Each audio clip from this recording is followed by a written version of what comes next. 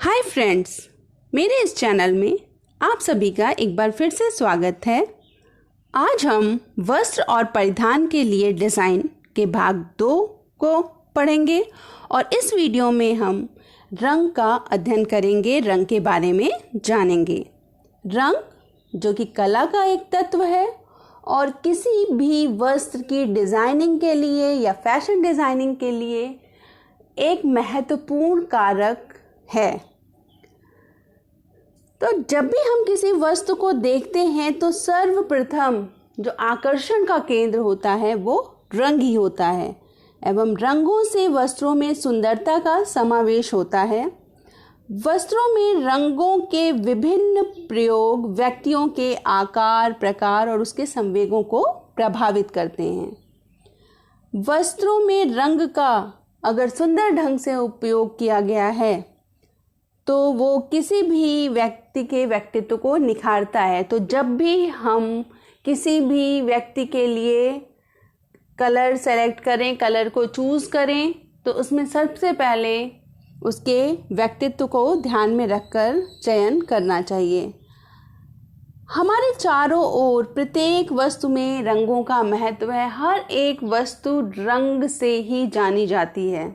जैसे कि हम किसी भी चीज़ के बारे में बताते हैं या किसी व्यक्ति के बारे में बताते हैं जो हमसे दूर खड़ा, तो सबसे पहले हम उसके कलर से बताएंगे। वो जिसने रेड कलर की ड्रेस पहनी है, वो जिसने ब्लू कलर का शूज़ पहना है या येलो कलर का पर्स लिया। इस तरीके से किसी भी वस्तु के बारे में बताने के लिए, किसी भी व्यक्ति के बारे में बताने के लिए रंग का प्रयोग किया जाता है। रंग विभिन्न तरीके के होते हैं। ये मन को शांति भी देते हैं, आनंद भी देते हैं और उदासी भी प्रदान करते हैं। कुछ रंग उल्लासमय होते हैं और कुछ रंगों को देख के बहुत घबराहट सी महसूस होती है। जैसे हमने अगर ब्राइट कलर देखा, रेड, येलो, तो एक्साइटमेंट आता है हमारे अंदर। और वही हमने ब्राउन कलर देख लिया, कुछ डल कलर्स देख लिए तो उदासी सी छा जाती है, घबराहट होने लगती है। रंग किसी भी व्यक्ति की रुचियों और व्यक्तित्व को अभिव्यक्त करता है। हम रंग को देखकर ही व्यक्ति की रुचियों और उसकी अभिव्यक्ति के बारे में जानते हैं। तो चलिए रंगों की दुनिया में खोने को तैयार हो जाइए। इस चैप्टर को के इस पार्ट को यानी इस वीडियो को देखने के बाद हम रंग के बारे में जान पाएंगे। रंग के क्या सिद्धांत हैं उनके बारे में जानेंगे। रंग के प्रकार क्या क्या हैं, कितने प्रकार के रंग होते हैं, रंग के शेड्स और टिंट के बारे में जानेंगे एवं विभिन्न रंग की योजनाएं, कलर स्कीम्स, उनके बारे में जानेंगे। तो तैयार हैं आप सब रंगों की दुनिया में जाने के लिए? तो चलिए प्रवेश करते हैं रंगों की दुनिया में। रंग हमारे चारों ओर कई रूपों में हैं और ये सभी वस्त्र सामग्रियों में सबसे महत्वपूर्ण पहलुओं में से एक है। चाहे वो परिधान हो, घरेलू, वाणिज्यिक या संस्थागत उपयोग के लिए हो। कोई भी फैब्रिक हो सकता है, कोई भी ड्रेस हो सकती है। परिधान के रूप में कर्टन, आपके ड्रेस हो गई, कर्टन के रूप में हो गई, या किसी ऑफिस उपयोग के लिए हो गई। रंग सबसे महत्वपूर्ण है इन सब में। क्या विशेषताएं होती है रंग की? जैसा कि अभी मैंने आपको बताया कि रंग किसी भी उत्पाद की पहचान के लिए सबसे महत्वपूर्ण कारक है और हर कोई रंग पर अपनी प्रतिक्रिया देता है और सबकी निश्चित प्राथमिकताएं हैं रंग को लेकर। किसी को ब्लू कलर पसंद है, किसी को रेड कलर पसंद है, लाल, नीला, पीला, गुलाबी, सबके अलग अलग प्राथमिकताएं हैं रंग को लेकर। ये हमारे रोजमर्रा के जीवन के प्रमुख भाग को प्रभावित करता है। इसके साथ साथ रंग फैशन का एक महत्वपूर्ण हिस्सा है। हम बिना रंग के फैशन के बारे में सोच भी नहीं सकते हैं और हर एक टाइम पर कोई पर्टिकुलर रंग, कोई एक स्पेशल रंग फैशन में इन होता है, जिसको हम कहते हैं आजकल ब्लू कलर इन है, आजकल नीला कलर इन है, लाल कलर इन है, यानी कि फैशन में है। तो जो भी ज़्यादातर लोग उसी कलर की ड्रेसेस पहनते हैं। ये मीडिया से अफेक्टेड हो सकता है, प्रभावित हो सकता है, और मूवीज़ से भी प्रभावित हो सकता है। हमारी पसंद और निर्णयों को भी प्रभावित करता है रंग। हमें क्या पसंद है, क्या नहीं पसंद है, ये भी रंग से प्रभावित होते हैं।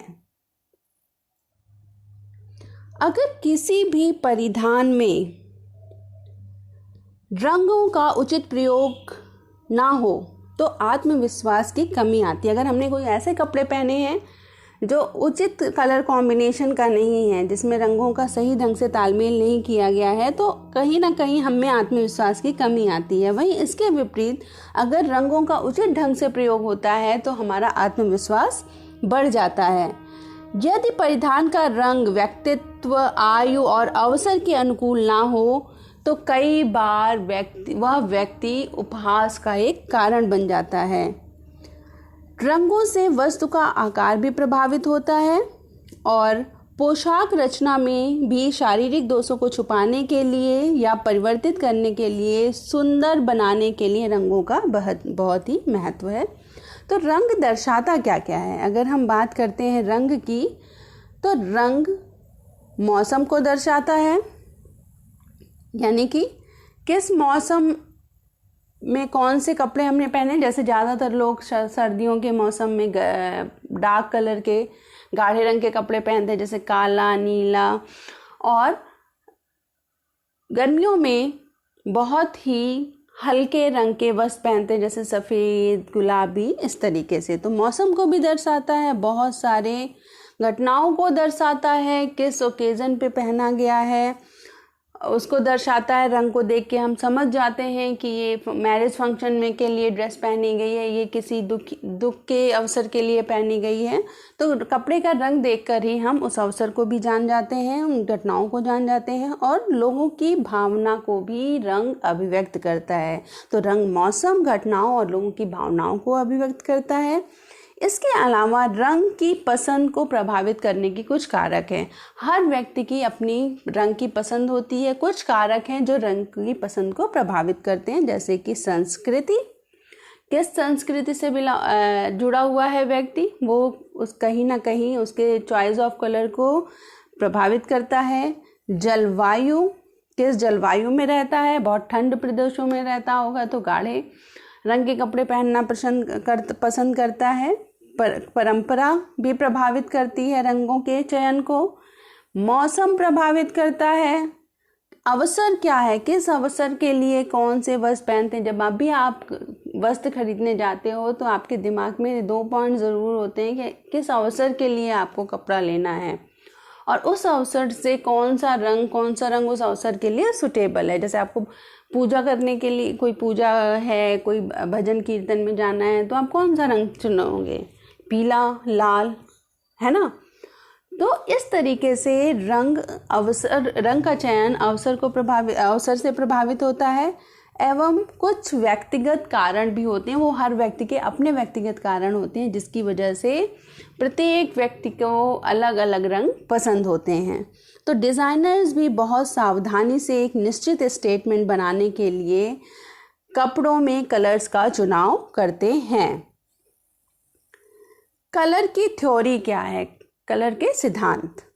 जब भी रंग को किसी वस्तु की सतह पर प्रहार करने वाले प्रकाश के प्रतिबिंब के रूप में परिभाषित किया जाता है, यह दृश्य उत्तेजना है जो दिखाई देने वाली किरणों के प्रतिबिंब से उत्पन्न होता है, जो कि रेटिना पर प्रहार करता है और आंखों की नसों और कोशिकाओं को उत्तेजित करता है। तंत्रिकाएं मस्तिष्क को एक संदेश भेजती हैं और हमारे मस्तिष्क में एक अनुभूति पैदा होती है और उस पर्टिकुलर कलर को हम पहचान जाते हैं। इसको और अच्छे से समझते हैं, जैसा कि ये चित्र आप देख रहे होंगे। यहाँ पर एक वस्तु है, एप्पल, सेब रखा है। सूरज की अदृश्य किरणें जो हमें नज़र नहीं आती हैं, अदृश्य किरणें, वो जब सेब पर पड़ रही है, यानी जो भी वस्तु है जिसको हम किसी कलर हम देख के जानते हैं कि ये कौन सा कलर, तो यहाँ पे हम सेब को देख रहे हैं अभी।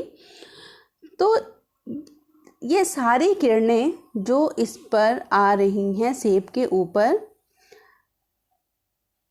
जो एप्पल है, सेब है, उसका सरफेस क्योंकि वो रेड कलर का है तो वो रेड कलर को छोड़कर सारी और नीले, पीले, हरे, गुलाबी जितने भी रंग हैं उस सनलाइट की रेज में, वो सब अपने अंदर समाहित कर लेती हैं, एब्जॉर्ब कर लेती हैं और रेड कलर को, लाल रंग को परावर्तित कर देती हैं, रिफ्लेक्ट कर देती हैं और रेड कलर ही रिफ्लेक्ट होकर हमारे रेटिना तक, हमारी आंखों तक जाता है और हमारी आइज़ को, हमारी आंखों को ये पता चल जाता है, वहाँ से मैसेज जो है एक संदेश ब्रेन को जाता है और हम समझ जाते हैं कि ये पर्टिकुलर चीज़ यानी कि ये सेब लाल रंग का है। तो आई थिंक ये समझ में आ गया होगा आपको। इसको और अच्छे से ये यहाँ पे देखते हैं कि जब भी मस्तिष्क द्वारा देखे जाने वाला रंग प्रकाश स्रोत की तरंग लंबाई और वेवलेंथ जिसको कहते हैं उसका संयोजन पर निर्भर करती है। किसी भी सामग्री पर रंग देखने के लिए प्रकाश को आंखों द्वारा देखे जाने वाले वस्तु से प्रतिबिंबित होना चाहिए। प्रतिबिंबित होने का क्या मतलब, किस तरीके के प्रतिबिंब होते हैं? बेसिकली दो तरीके के होंगे। एक तो है जब सभी ये प्रकाश की किरणें आ रही हैं इस बॉल पर और आप देख पा रहे होंगे सभी की सभी किरणें परावर्तित होके हमारी आइज़ तक पहुंचेंगी। तो अब क्या होगा, जब सभी किरणें परावर्तित हो जाती हैं तो वो पर्टिकुलर वस्तु हमें सफ़ेद रंग की दिखाई देगी।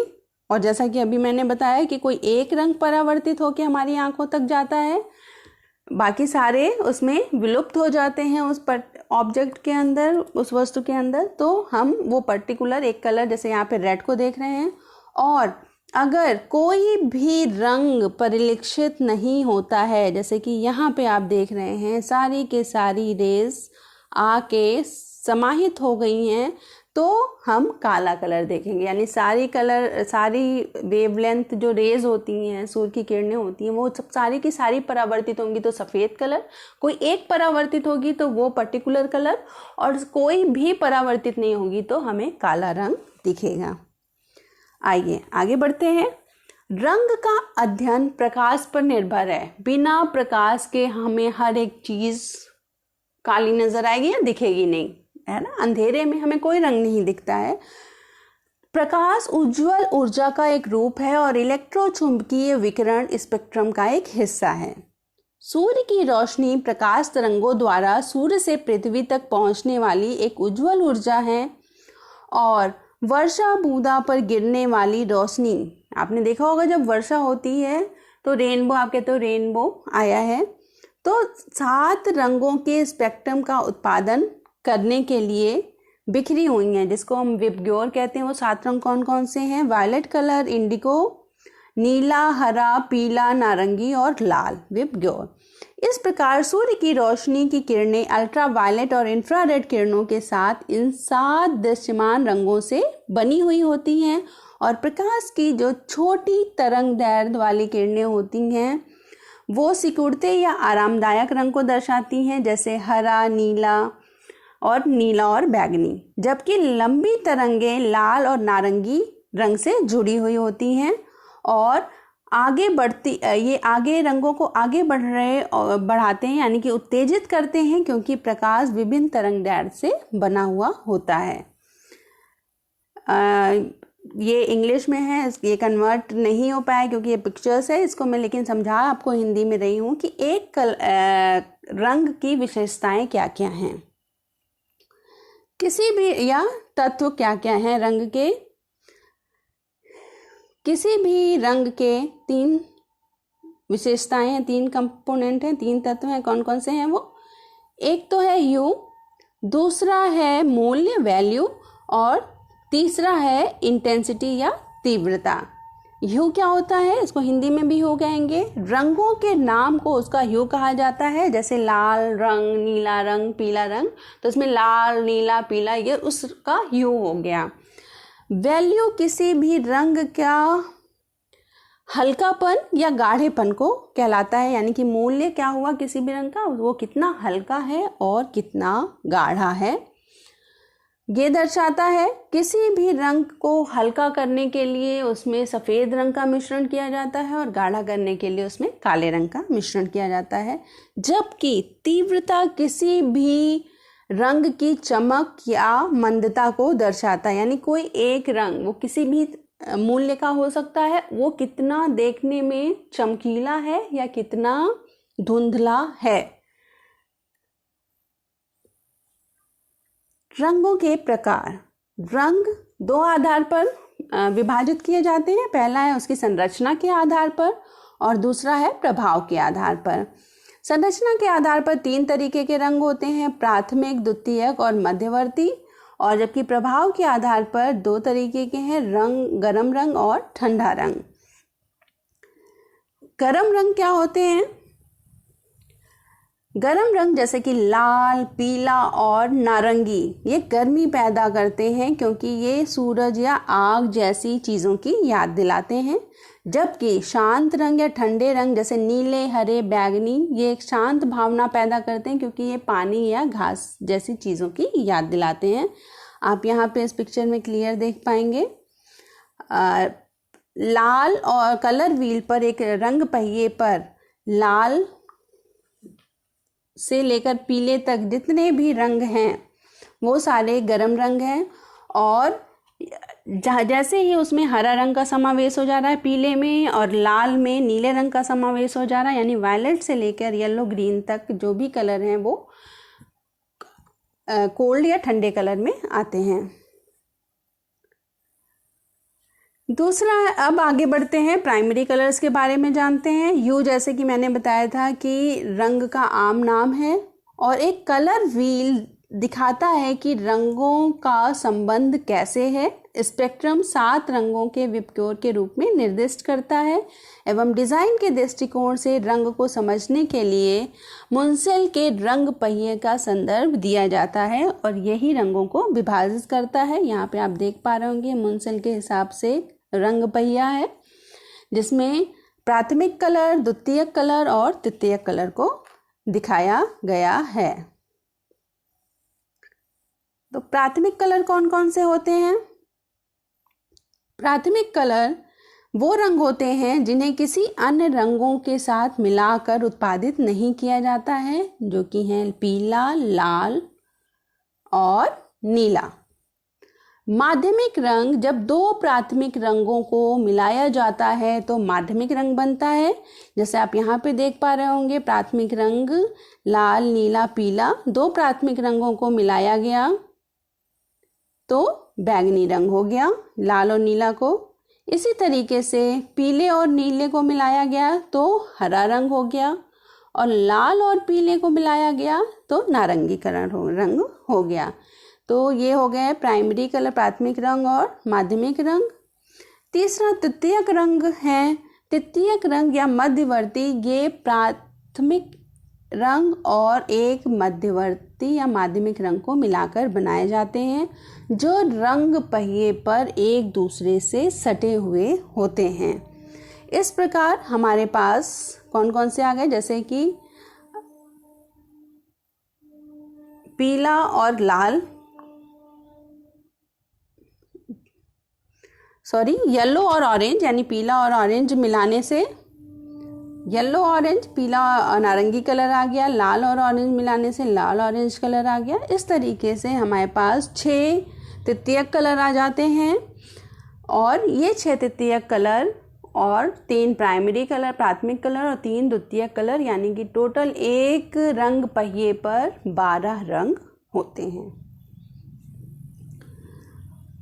इन रंगों के अलावा, जो कि कलर पहिए पे होते हैं, इनके अलावा भी कुछ रंग होते हैं जो उसमें जिनको शामिल नहीं किया गया रंग पहिए में, लेकिन वो उनकी भी अपनी अलग उनका महत्व है। इसमें आते हैं मिश्रित रंग। मिश्रित रंग वे होते हैं जो तीनों प्राथमिक रंगों को एक साथ मिलाकर बनाए जाते हैं, जैसे कि लाल, नीला, पीला, तीनों को मिला दिया गया तो कौन कौन से रंग आए? खाकी कलर आया या खाकी कलर आया या ब्राउन कलर आता है। तो तीनों प्राथमिक रंगों को मिलाकर हमें मिश्रित रंग मिल जाता है। इसके बाद पूरक रंग आते हैं। पूरक रंग वे होते हैं जो रंग पहिए पर एक दूसरे के विपरीत होते हैं, जैसे कि लाल, हरा, नीला और ऑरेंज। इस तरीके से हमें टोटल 6 कॉम्प्लीमेंट्री कलर मिल जाते हैं। ठीक है, ये आप यहाँ पे देख पाएंगे सही से, जो रंग पहिए में एक दूसरे के अपोजिट होते हैं, एक दूसरे से उल्टे डायरेक्शंस में होते हैं। इसके अलावा तटस्थ रंग होते हैं, न्यूट्रल कलर जिन्हें कहते हैं। रंग जिसमें कोई भी मजबूत रंगीन सामग्री का अभाव होता है, जैसे कि सफ़ेद, काला, ग्रे, चांदी और धातु रंग। ये इनको एक्रोमेटिक भी कहा जाता है, यानी ऐसे रंग जिनमें कोई भी रंग नहीं है, रंगों के बिना रंग। ये सारे तटस्थ रंग हैं। अब रंग का मूल वैल्यू जिसे कहते हैं, जो भी मैंने आपको बताया था कि कोई भी रंग कितना हल्का है या गाढ़ा है, किसी भी कलर का, किसी भी रंग का मूल यही दर्शाता है। और इन्हें हम टिंट या शेड कहते हैं।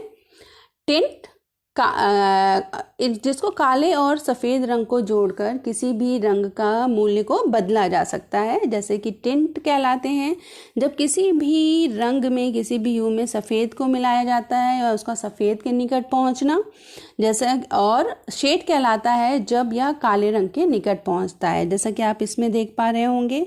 ये लाल रंग है, जब ये सफ़ेद के निकट पहुंच रहा है तो ये इसके टिंट हो गए, और जब ये काले की तरफ पहुंच रहा है, यानी उसमें काला जोड़, 1 ड्रॉप 2 ड्रॉप ऐसे काले ऐड करते जा रहे हैं उस कलर में, तो वो शेड बन जाता है।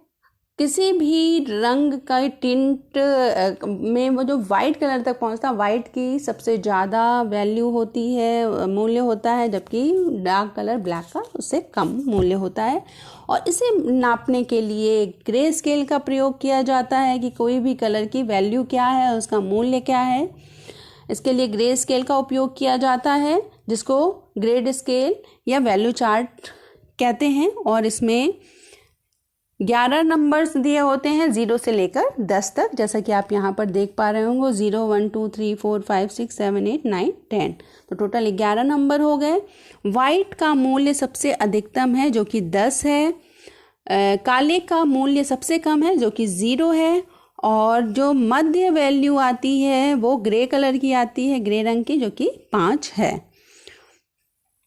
तो कहीं भी कलर्स को देखने के लिए ग्रे स्केल का प्रयोग किया जाता है कि कलर मैचिंग कराने के लिए। टिंट, जैसा कि मैंने बताया था, हल्के संस्करण होते हैं किसी भी रंग के, और सफ़ेद को जोड़कर बनाया जाता है किसी भी रंग में, जबकि काले रंग को मिलाने से किसी भी रंग का शेड प्राप्त होता है हमें, और ये गहरे रंग के संस्करण होते हैं। जैसे कि एक उदाहरण से समझिए, अगर गुलाबी रंग की कोई चीज़ है तो वो लाल रंग का टिंट है, क्योंकि लाल में सफ़ेद मिलाया गया है। और अगर मरून रंग का कोई चीज़ है, कोई ड्रेस है या कुछ भी है, तो क्या हो गया, वो उसका शेड हो गया। तो यानी लाल रंग का टिंट हो गया गुलाबी और शेड हो गया मरून। यहाँ पे इन चित्रों में आप आसानी से देख सकते हैं कि किसी भी कलर का, किसी भी रंग के वैल्यू, उसका मूल्य कैसे वाइट और ब्लैक मिलाने से बदलता जाता है, कैसे कलर में वेरिएशंस आ रहे हैं। नेक्स्ट है क्रोमा या तीव्रता। रंग की चमक या नीरसता को दर्शाता है। कोई भी एक रंग कितना चमकदार है या कितना नीरस है। नीरसता का परिणाम तब होता है जब रंग को अन्य रंग से मिश्रित कर दिया जाता है। विशेष रूप से रंग पहिए में जो भी रंग उस रंग के विपरीत आता है, अगर उसको हम मिला देते हैं तो नीरसता यानी कि वो कलर, वो रंग डल हो जाता है। शुद्ध रंग की तीव्रता हमेशा उच्च होगी, जबकि जब भी रंग में मिलावट की जाएगी किसी भी रंग की, तो उसकी तीव्रता कम होगी, निम्न होगी। रंग की तीव्रता अपने मनार्थ रंग को अलग अलग मात्रा में जोड़कर बदल दी जाती है। जो भी रंग उसमें मिलाया जा रहा है, उसकी जितनी मात्रा मिलाई जाएगी उसी हिसाब से उसकी ब्राइटनेस कम होती चली जाएगी, चमक कम होती जाएगी। यहाँ पे आप देख पा रहे होंगे कि ये तो क्रोमा को दर्शा रहा है। मैं पिक्चर को बड़ी करके आपको दिखाती हूँ। ये चित्र आप देखिए और इसे समझिए। ये तो यो हो गया लाल, पीला, नीला जो भी है ना। और क्रोमा क्या हो गया, वैल्यू हो गई कि ये नीला कितना हल्का है, कितना गाढ़ा है, ठीक है। और क्रोमा या इंटेंसिटी हो गई कि ये कलर कितना डल ब्राइट है, जैसे यहाँ पे ब्राइट है और यहाँ आके ये डल हो रहा है, ठीक है। तो ये आपको अच्छे से समझ में आया होगा, मैं उम्मीद करती हूँ। आगे आते हैं हम कलर की पहचान करना। सामान्य दृष्टि के साथ हम में से अधिकांश मूल्यों और विभिन्न रंगों की तीव्रता के बीच अंतर करने और उन्हें नाम देने में सक्षम है। जैसे एक ही रंग कई होते हैं, लाल रंग खून जिसको रक्त लाल रंग कहेंगे, टमाटरी लाल कहेंगे, गाजरी लाल कहते हैं, इस तरीके से। और रंग के नाम प्राकृतिक स्रोतों से प्राप्त किए जाते हैं, किसी फूल से, किसी फल से, किसी सब्जी से, क्लियर। और प्रत्येक रंग में लाल और गुलाबी और पीले, नारंगी, बैगनी इन कलरों का समावेश होता है। और किसी भी रंग के नाम हर जगह पर अलग अलग हो सकते हैं। तो इसीलिए इस दुविधा से बचने के लिए कि कोई रंग जो हमारे यहाँ कोई और नाम से जाना जाता है, किसी और जगह पे किसी और नाम से जाना जाएगा, इस दुविधा से बचने के लिए पैंटोन शेड कार्ड्स बनाए गए हैं।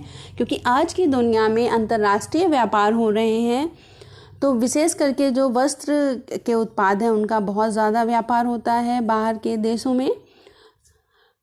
तो इसी को लिए एक पैंटोन शेड कार्ड बनाया गया जो सभी देश के लोग फॉलो करते हैं उसको। इसमें अलग अलग तीव्रता में सभी संभव रंग, जितने पॉसिबल रंग हैं, सभी संभव रंग, उनके टिंट, उनके शेड्स को दिखाता है। प्रत्येक को अंतर्राष्ट्रीय स्तर पर मान्यता प्राप्त कोड दिया गया है हर एक रंग को।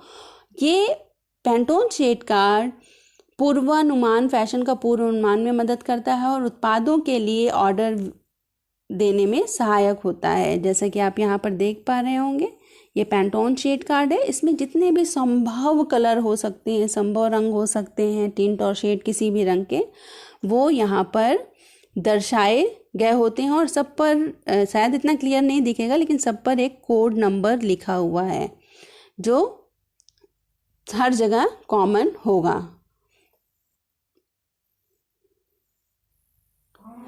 अब है कपड़ों में रंग। रंग विभिन्न डिज़ाइन रूपों में कपड़े में देखा जा सकता है। जिस स्टेज पर कलर किया जा रहा है, जिस चरण में, फाइबर के चरण में, वस्त्र के चरण में, उसी हिसाब से वस्त्र जो बन के आता है वो अलग अलग हो सकता है। रंग जोड़े जाने पर कपड़े के उत्पादन के चरण में एक विशाल श्रृंखला मिलती है। अगर फाइबर चरण में यानी कि रेशे के चरण में रंगाई की जा रही है तो क्या मिलेगा हमें, बहुत कम ही उपयोग किया जाता है क्योंकि बहुत महंगी प्रक्रिया है। हर एक रेशा, आपको पता है, हम रेशे को नेकेड आई से कहीं नहीं देख पाते हैं, बहुत सारे रेशे ऐसे होते हैं, तो बहुत ही महंगी प्रक्रिया है। तो स्पेशली जो प्राकृतिक रेशे हैं उनके लिए बिल्कुल ही नहीं किया जाता है। हाँ, कुछ रासायनिक रेशों को उसी रेशा बनाते टाइम ही, फाइबर बनाते टाइम ही रंग दिया जाता है क्योंकि उन्हें बाद में आसानी से नहीं रंगा जा सकता है। इसके अलावा धागे के स्टेज पर, यान स्टेज पर कलर किया जाता है जिसमें विभिन्न डिज़ाइन बनाने में मदद मिलती है। बुने हुए धारियाँ, चेक, प्लेट्स, यहाँ तक कि सरल शैम्बे आर्म डिज़ाइन का भी उत्पादन किया जाता है। ब्रोकेड और जैकार्ड पैटर्निंग भी रंगों को, धागों को रंग कर और उसके बाद उससे बुनाई करके बनाए जाते हैं। जब धागे को टाई एंड डाई किया जाता है, बिल्कुल ध्यान से सुनिएगा, टाई एंड डाई, धागे को जब किया जाता है उसके बाद उसकी बुनाई की जाती है तो इकत पैटर्न बन के आता है। यहाँ पे आप देख पा रहे होंगे ये इकत पैटर्न है, तो मैं बड़ा करके दिखाती हूँ। बहुत ही सुंदर डिज़ाइन बन के आती है इकत की। इसके अलावा ब्रोकेड है और जैकार्ड है, ये भी असर आता है। इसके बाद कपड़े के स्तर पर रंगाई की जा सकती है। ये सबसे आम तरीका है, सबसे ज़्यादा यूज़ किया जाने वाला तरीका है।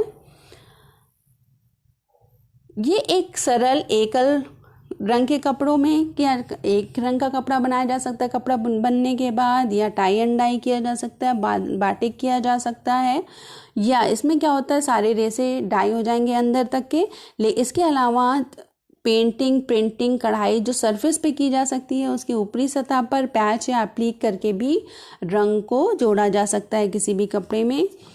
जितने भी टेक्सटाइल डिज़ाइनर्स होते हैं उनके लिए ये बहुत ज़रूरी है कि उनको क्या डिज़ाइन बनाना है, उसके लिए कपड़े को रेसे के स्टेज पर, यान के स्टेज पर, धागे के स्टेज पर या कपड़े के स्टेज पर डाई करना है या प्रिंटिंग करना, जो भी करना उसका ज्ञान होना उन्हें बहुत ज़रूरी है। अब आगे आती हैं रंग योजनाएं। बहुत सारी रंग योजनाएं हैं और रंग योजनाएं रंग पहिए पर रंगों का एक तार्किक संयोजन होता है। यह डिज़ाइन की एक श्रृंखला बनाने के लिए उपयोग किए जाने वाले रंग का विकल्प है। और इसके लाभ क्या हैं? ये रंगों के सौंदर्य संयोजन के लिए दिशा निर्देश देता है, यह शैली और अपील पैदा करता है, उन रंगों का सुझाव देता है जिन्हें जोड़ा जा सकता है और डिज़ाइनर या उपभोक्ता की मदद करता है। रंगों के मूल्यों और तीव्रता और उपयोग की जाने वाली प्रत्येक की मात्रा तय करता है एवं रंग पहिया के संदर्भ में रंग योजनाओं का सबसे अच्छा अध्ययन है। अब आगे बढ़ते हैं। दो तरीके की रंग योजनाएं होती हैं। एक तो है संबंधित रंग योजना, इसमें मोनोक्रोमैटिक यानी एक रंगा, बिना रंग के, तटस्थ और अनुरूप सामंजस्य। और दूसरा प्रकार है विषम रंग योजना, जिसमें पूरक, दोहरा पूरक, विभाजित, ट्रैडिक, अनुरूप और टेट्राडिक, इतने तरीके के रंग योजनाएं हैं। आइए सभी को देखते हैं। एक रंगीय योजना जिसको मोनोक्रोमैटिक स्कीम कहते हैं, इसका अर्थ होता है कि एक रंग के आधार पर डिज़ाइनिंग की जाए, एक रंग को आधार माना जाए और उसके आधार पर डिज़ाइनिंग की जाए। ये रंग का ह्यू एक होगा लेकिन मूल्य और तीव्रता विविध हो सकती है। डिज़ाइन बनाने के लिए सबसे आसान तरीका है, सबसे आसान कलर स्कीम है ये, इसकी विशेषता हम पढ़ रहे हैं। बेहद एकीकृत और सामंजस्यपूर्ण है, समग्र मनोदशा स्थापित करने के लिए प्रभावी है एवं एक प्राथमिक बैंड रंग चिन्हांकित करके डिज़ाइन को दिलचस्प बनाता है एवं ये आरामदायक एवं शांतिपूर्ण होते हैं। इसकी कुछ कमियां भी हैं। अगर बहुत ज़्यादा देर तक हम इन रंग योजना से बनी चीज़ों को देखते हैं तो एक नीरसता का भाव उत्पन्न होता है, सुस्तपन लगता है, सुस्तपना आ जाता है क्योंकि रंगों की कमी होती है। दर्शक अपनी रुचि खो देते हैं देखते देखते और बहुत ही उबाऊ हो जाता है। यहाँ पे आप देख पा रहे होंगे एक ही रंग के टिंट और शेड को लिया गया है और ये डिज़ाइनिंग आप प्रॉपरली देख पा रहे होंगे। यहाँ पे ऑरेंज कलर, डार्क और लाइट, उसके टिंट और शेड का कॉम्बिनेशन देके ये ड्रेस बनाई गई है। थोड़े समय के लिए अच्छी होती है, ये भी वही दिखा रहा है एक रंगी योजना। आप चित्र को जल्दी से देखिए। और घर के डिज़ाइनिंग में भी इसका प्रयोग किया जाता है, लेकिन थोड़े टाइम बाद ये नीरसता का प्रभाव देने लगते हैं। इसके बाद आता है वर्णहीन योजना। नाम से समझ में आ गया होगा आपको, केवल तटस्थ रंगों का उपयोग करता है, जैसे कि काले और सफ़ेद रंगों का समायोजन किया जाता है। कई बार ये डरावना सा लगता है और इसमें रंगों की कमी भी होती है। अक्रोमेटिक योजनाएं ठंड और औद्योगिक लग सकती हैं। ये डिपेंड करता है कि किस रूप में कपड़े पर इसका प्रयोग किया गया है। आप इसमें और एब्सेंस ऑफ कलर यानी कोई भी कलर नहीं होगा, सिर्फ लाल और काले का उपयोग होता है। बाकी कलर व्हील में जो कलर है उनका कहीं भी उपयोग नहीं किया जाता है। कई बार ये सूदिंग लगती हैं, अच्छी लगती हैं देखने में, ऑफिशियल पर्पस के लिए ज़्यादा अच्छी होती हैं। अब आप यहाँ पे देख पा रहे होंगे कि ये कलर अलग अलग प्रभाव दे रही हैं। एक इंडस्ट्रियल प्रभाव दे रही हैं, दूसरा कूल इफेक्ट दे रही हैं। ये देखने में बहुत अच्छी लगती हैं, बहुत शांत देती हैं। अगर इंटीरियर डिज़ाइनिंग में इसको हम देखें, आप देख पा रहे होंगे। नेक्स्ट है एसेंटेड न्यूट्रल यानी तटस्थ रंग योजना।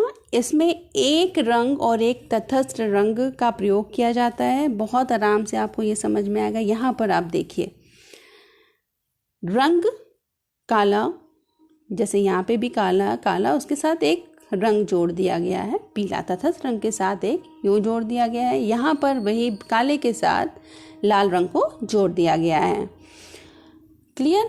तो प्रमुख रंग समूह के खिलाफ एक दिलचस्प विपरीत बनाता है। इस योजना को अक्सर एक शांत के साथ एक गर्म रंग डाल दिया जाता है और वो देखने में अच्छा लगता है, चाहे वो इंटीरियर की बात की जाए, देखने में सुंदर प्रभाव छोड़ता है। तो अलग अलग रंग योजना एसेंटेड न्यूट्रल, ये योजना में आप ये देखिए जितने भी हैं एक काले या सफ़ेद के साथ कोई भी एक कलर को, एक रंग को जोड़ दिया जाता है। इसी तरीके से घर में देखने में बहुत सुंदर लगते हैं इंटीरियर डिज़ाइनिंग के लिए, लेकिन नीरस सा इफेक्ट देने लगते हैं कुछ समय बाद। इसके बाद आता है अनुरूप सामंजस्य कलर स्कीम, कलर योजना। इसमें रंग पहिया के साथ साथ स्थित 2 या 3 रंगों का उपयोग करके रंग का संयोजन किया जाता है। बिल्कुल ध्यान से देखिए आप यहाँ पर रंग पहिए के में आसपास जो 2 या 3 रंग हैं उनका उपयोग किया जाता है। कोई भी 3 कलर ले सकते हैं किसी भी तरफ से, और ये एक दूसरे के समान दिखने वाले होते हैं और सुंदर रंग योजना का निर्माण करते हैं। सामंजस्यपूर्ण होते हैं क्योंकि सामंजस्य वाले रंगों का इस्तेमाल किया जाता है। यह एक प्रमुख रंग होते हैं और इसमें 2 अन्य पूरक रंग होंगे। बहुत ही बहुमुखी इफेक्ट देता है, बहुत प्रभाव छोड़ता है। इस ड्रेस को आप देख पा रहे होंगे, आगे भी हम ड्रेसेस को देखेंगे। इसमें ये सारा एनालॉगस कलर स्कीम है आपकी, यानी कि अनुरूप सामंजस्य है। इसकी कमियां क्या हैं? विपरीत की कमी होती है, पूरक की तुलना में कम जीवंत लगते हैं, और अगर 4 या अधिक रंगों का उपयोग किया जाता है तो थोड़ी सी गड़बड़ी हो जाती है कई बार, अगर मात्रा का सही ढंग से इस्तेमाल नहीं किया गया हो तो। इसके बाद अनुरूप सद्भाव का ये इंटीरियर देखिए, बहुत ही अच्छा लगता है देखने में। इसके बाद आता है कंट्रास्टिंग यानी विषम योजनाएं। विषम रंग योजनाओं में सबसे पहली है पूरक सद्भाव या पूरक रंग योजना। ये रंग पहियों पर एक दूसरे के विपरीत बिल्कुल सीधे में जो रंग आते हैं उनसे बनाई जाती है। यहाँ पे आप देख पा रहे होंगे क्लियर, जो भी एक दूसरे के विपरीत रंग आ रहे हैं रंग पहिए में। इसकी विशेषताएं क्या है? बहुत अच्छा कंट्रास्ट देता है, उच्च विपरीत बनाता है, आई कैचिंग होता है, आंखों को अपनी ओर आकर्षित करने वाला होता है, जीवंत होता है, बहुत ही उज्जवल होता है और देखकर खुशी होती है। प्रत्येक रंग का कंपन एक तत्व से अगले तक ध्यान आकर्षित करके एक रोमांच पैदा करता है। इसका कमी क्या है? इसके अंदर पूरक योजनाओं में सीमित संख्या में रंगों का मतलब है कि आसानी से ये डाइजेस्ट हो जाते हैं और दर्शकों द्वारा कुछ समय बाद इनका त्याग कर दिया जाता है। यहाँ पे आप ये पूरक रंग योजनाओं को आसानी से देख सकते हैं। इसके बाद ये इंटीरियर में भी अच्छे लगते हैं, लेकिन कुछ समय बाद देखने में अच्छे नहीं लगते हैं और दर्शक उन्हें त्याग देते हैं। फिर डबल कॉम्प्लीमेंट्री दोहरा पूरक। इसकी पूरक के 2 जोड़े आम तौर पर रंग पहिए पर जो पड़ोसी होंगे एक दूसरे के, यहाँ पर आप देखिए येलो वायलेट और रेड वायलेट और येलो ग्रीन, ये एक दूसरे के पड़ोसी हैं रंग पहिए पर। इनको जोड़कर बनाया जाता है, बहुत ही अच्छे लगते हैं और खुशी का अनुभव देते हैं और एक स्टाइल क्रिएट करते हैं, एक अपनी शैली बन जाती है इस कलर स्कीम से। ये इंटीरियर्स में आप देख पा रहे होंगे और ड्रेसेस में देख पा रहे होंगे दोहरा पूरक। तो दोहरा पूरक टोटल 4 कलर से मिलके बनता है जो रंग पहिए पे एक दूसरे के विपरीत होते हैं और बिल्कुल पास पास होते हैं। अब है यौगिक या स्प्लिट पूरक। स्प्लिट पूरक ये एक रंग का उपयोग करने वाला 3 रंग का संयोजन है। इसके बिल्कुल यहाँ पे सीधे आप इसको डायग्राम से समझिए, एक रंग और उसके अपोजिट के बिल्कुल अपोजिट वाले रंग को छोड़ के उसके बराबर के 2 रंग, यानी कि टोटल 3 रंग से बनता है। यहाँ पर भी आप देख सकते हैं अपोजिट पे ना जाके एक रंग को सेलेक्ट किया और उसके अपोजिट को छोड़ के उसके अगल बगल के 2 रंगों को लिया। विशेषता क्या है? ये रंगों में विभिन्नता और फोकल क्षेत्र की हाईलाइट करता है और बहुत ही रुचि पैदा करता है उस जो भी ड्रेसेस इससे बनती हैं। लेकिन यहाँ पे आप इससे बनी हुई ड्रेसेस देख पा रहे होंगे, थोड़े टाइम बाद आँखों को अच्छा नहीं लगता है, कंट्रास्ट की कमी होती है और कई बार रंगों में सामंजस्य बिठाना मुश्किल होता है। इस तरीके से इसका इंटीरियर देखिए आप। अब है त्रिक रंग योजना, इसको भी आप समझिए। त्रिक सद्भाव 3 रंगों का एक समायोजन है जो रंग पहिए पर एक दूसरे से समान दूरी पर हैं। आप ये देखिए 12 रंग होते हैं तो सिर्फ उसमें से 3 कोई रंग लिया और जो एक दूसरे से समान दूरी पर हैं। आप यहाँ देखिए ये 3-3 रंग को छोड़कर सिर्फ 3 रंग लिए गए हैं। तो कोई भी रंग का कॉम्बिनेशन बन सकता है। बहुत ही जीवंत लगते हैं ये देखने में, विपरीत बहुत ही अच्छा हाई क्वालिटी का हाई कंट्रास्ट देते हैं। सद्भाविक लगता है रंग, बेहद स्थिर होते हैं और प्रत्येक रंग एक दूसरे से के साथ अच्छा बैलेंस बना पाते हैं। संतुलन और सद्भाव बनाने के लिए सबसे आसान तरीका है प्राथमिक रंगों को 3 प्राथमिक रंगों को ले लेना। वो इक्वल डिस्टेंस पर होते हैं। कई बार ये भड़कीले लगते हैं और जो एक्चुअल में मैसेज देने वाले चाहते हैं इन रंगों से वो नहीं दे पाते हैं। ये ट्रिक कलर योजना को देखिए, घर में बहुत ही सुंदर लगते हैं देखने में। इसके बाद आता है टेट्राडिक, डबल कॉम्प्लीमेंट्री ही है टेट्राडिक। इसमें 4 रंग का प्रयोग होगा जो आमतौर पर रंग पहिए के पड़ोसी होते हैं और एक आयत का निर्माण करते हैं। आप ये यहाँ पे देख पा रहे होंगे। डबल कॉम्प्लीमेंट्री में बिल्कुल पास पास के 2 रंग लिए जाते हैं और उसके अपोजिट वाले पास पास के रंग, लेकिन इसमें गैप करके जो स्क्वायर बनाते हैं उस रंग को लिया जाता है। 4 रंग को लिया गया है। रंग पहिए में 2 पूरक योजनाओं का उपयोग करता है जो रंग पहिए पे एक दूसरे के बगल स्थित है, इसलिए ये बहुत अच्छी गुणवत्ता को देता है। लेकिन इसका दोष है कई बार सामंजस्य बिठाना मुश्किल होता है और ये असंतुलित भी लग सकता है। ये डबल कॉम्प्लीमेंट्री टेट्राडिक स्कीम की ड्रेसेस देखिए, देखने में बहुत सुंदर लगता है और कई बार ये असंतुलन पैदा कर देता है। घर की डिज़ाइनिंग की बात करें तो बहुत खूबसूरत प्रभाव छोड़ता है। अगला रंग योजना है अनुरूप, एनालॉगस। ये अनुरूप पूरक में अनुरूप पूरक रंग और एक पूरक योजनाओं का संयोजन से बनती है। दोनों स्कीम आपने पढ़ी है और पड़ोसी रंगों के समूह में प्रभुत्व के लिए लिया जाता है। यहाँ से आप समझिए इसको, एक कलर स्कीम